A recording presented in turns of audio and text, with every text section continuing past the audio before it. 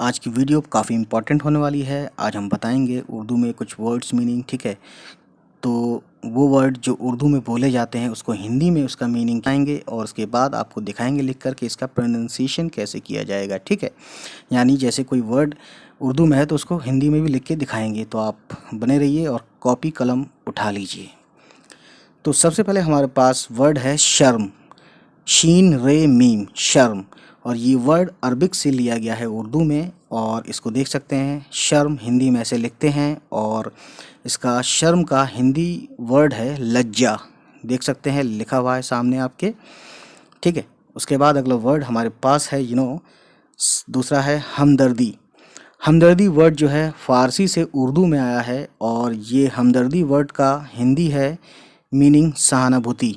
guys, उम्मीद है ये वीडियो आपको पसंद आई हो, और अगर पसंद आई तो प्लीज़ हमारे चैनल को सब्सक्राइब कीजिएगा